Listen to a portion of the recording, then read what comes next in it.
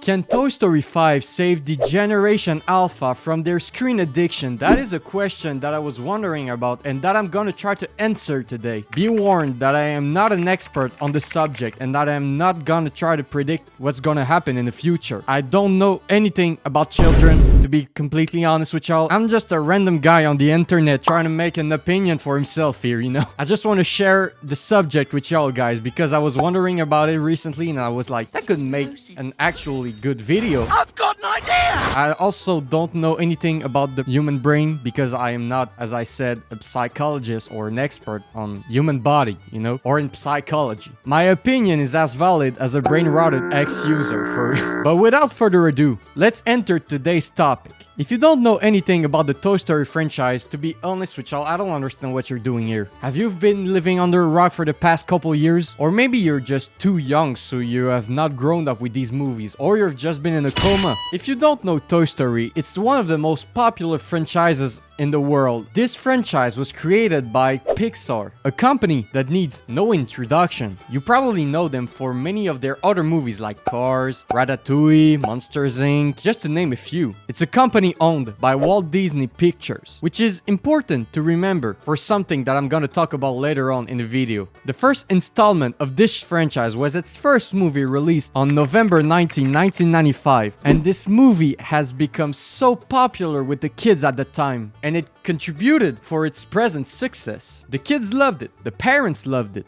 everyone loved it so much that they even called it one of the best animated movies of all time. And they're not wrong. There's a reason why they made a sequel out of it apart from the money aspect of it. Did you know how greatly sold was the merchandise of this franchise? Let me just tell you, just with the merchandise, right? Disney made around $9 billion from 1995 to 2019. Isn't that crazy? Never underestimate the power of merchandise. You underestimate the power of the dark side. And so with the success of the first movie, which accumulated $394.4 million in the box office, Pixar made its first sequel, which released on November 13, 1999, around 4 years after its predecessor. The sequel generated $511.4 million in the box office. This tells us how popular the franchise was at the time, and this also tells us how excited the public was to see the sequel of one of the best movies ever. And yes, I said one of the best movies ever because it's not just a good animated movie, it's a good movie in general. And after this sequel, there was another sequel, which was Toy Story 3. This one released on June 18, 2010, 11 years after its predecessor. It really gave the kids that grew up with these movies time to grow. And so naturally they became adults. And some of them even had young children to watch this third movie with.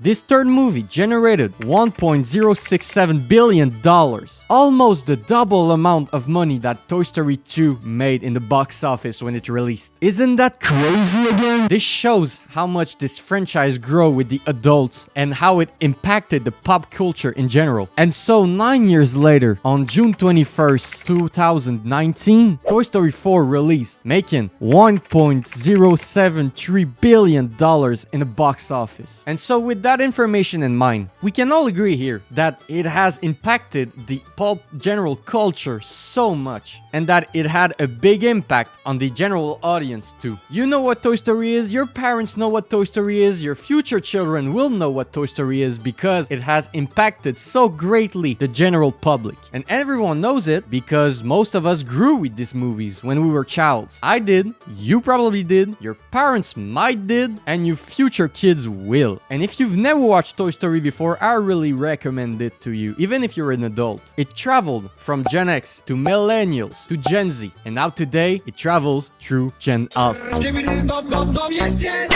Throughout the years, you learned a lot from these movies because they teach you lessons. Like, for example, one of my biggest lessons that I learned from these movies was that as you grow, life changes with you. When you're a kid, you're having fun playing with your toys, developing your creativity, learning how the world works. Can we talk about like the political and economic state of the world right now? But as you grow and as you become an adult, you step away slowly from that and you enter the bigger world. You're starting to contribute to society, even if you're making lives on TikTok. Yes, you gotta feel like a cowgirl. Me ready, time. You learn as you grow that you have new responsibilities and that your body wants new things. For me, it's mostly shown in the third installment, because in this movie, spoiler alert, if you haven't seen it, go watch it. It's one of my favorite movies of all time. Andy, the main character, the main human character actually, grow up and goes to college or to university, I don't remember. Anyways, he wants to bring Woody with him to university, one of the toys he played with since he was such a young child, but he realizes that he doesn't need him anymore and that it's now the new generation's turn to play with him because he has grown and he doesn't need him anymore because he have new responsibilities to do. So he gives Woody to the new kid, which I don't even remember the name. What was it? Let me look.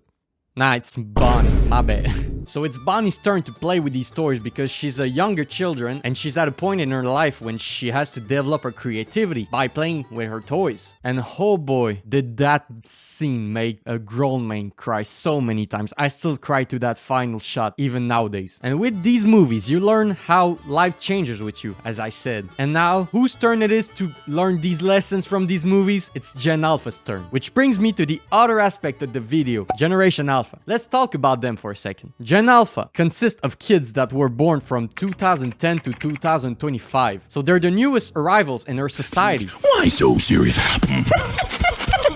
Now, let me ask you a question. What's the biggest stereotype you have when it comes to Gen Alpha? Think about it for a second. Yeah, I think we have all the same answers, right? They're all iPad kids. Well, they're mostly all iPad kids. Mostly. There's always some exceptions to the rules. They live with their face staring at their screen, watching so many Coco Melon videos, and I find it kind of sad, actually, but who am I to judge, right? And so that brings us to today's topic. Can Toy Story 5 save Generation Alpha from their screen addiction? And now you're probably asking yourself, why am I saying that? Does this question even make sense? Let me try to tell you why I believe it could save Gen Alpha. From August 9th to 11th, 2024, we had an event going on at Disney called D23. It's an exposition event where they showcase their future projects. Well, their future reused projects that they'll release throughout the next couple of years. There were some infos released about Toy Story 5, which is, first of all, that it will be coming out on June 19, 2026, so in 2 years from here. They also showed us a concept art of what this movie will be about. From what we can see, on the left, there's Bonnie under her bed sheets, watching her iPad. Yes, Toy Story 5 will be about iPad kids. Also, I just wanted to mention real quick, why is Woody on the other sides with the other toys? It doesn't make sense with Toy Story's 4 ending if you have seen it. Make it make sense, Pixar, please. I don't want y'all to ruin your own movies with that one. And you know, I don't feel like making a 5th movie of this franchise was a good idea, but that's just my opinion. And who am I to judge, right? But you know damn well why they made a 5th movie. And it's because of the money that comes with it.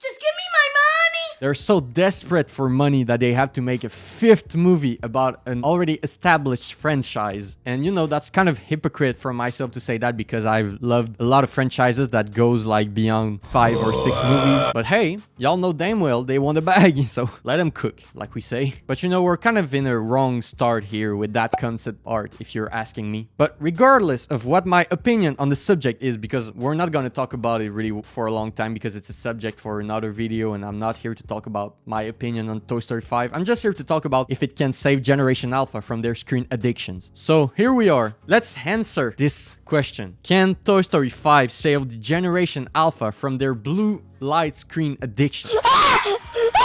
Well, I only see 2 outcomes. I know it's sad, but there is only 2 outcomes. The first one being, yes, they will be saved. And how could that happen? Well, there's a small possibility that the parents go and watch the movie with their child and learns that iPads are not the greatest thing for them and that it ruins their child's brain because it blocks them from developing their creativity by playing with toys instead. But like I said, there's really a small possibility that this happens. It might happen for some families, but probably for a small portion of the audience. Or maybe it will be because the child understands how bad the iPads are for themselves, but you know damn well that won't happen. You know damn well that they will prioritize Skibidi Toilet from Woody and Buzz Lightyear. But you know, if that happens, that will probably affect the more older children because they have a little logic in their brain at their age, unlike the younger ones, you know? So we'll see if that affects their thinking on iPads. We'll see.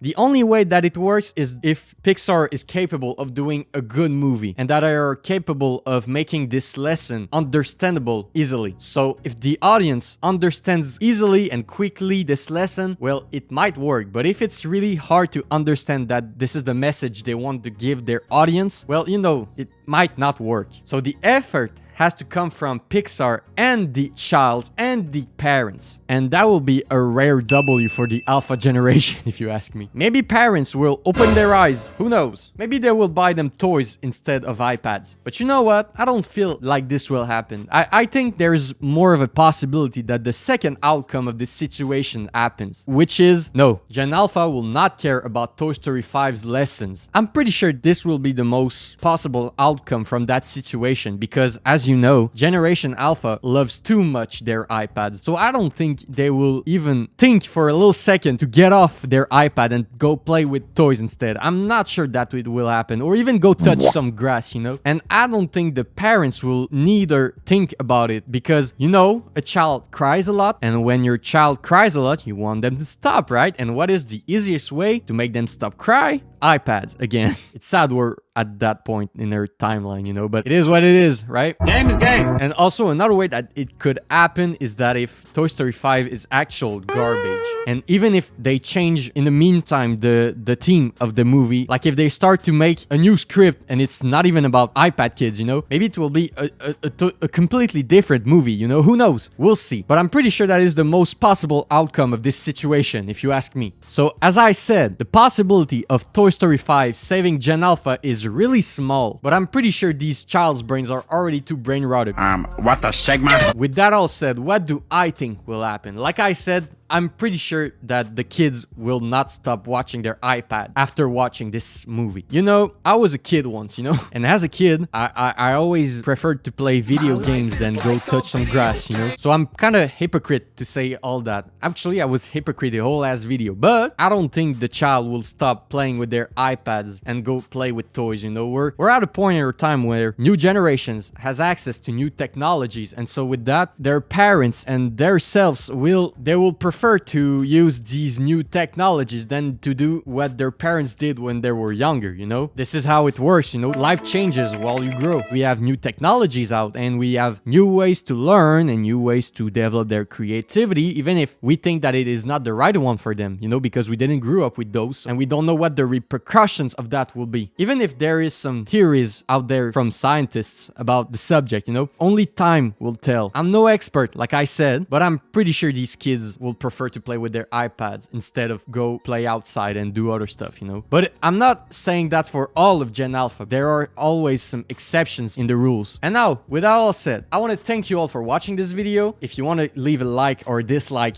do as you want, and leave a comment, please. I want to know your opinion on the subject. Subscribe if you want more content like this, and I'll see you in another 6 months because I have no time to make videos. Goodbye now.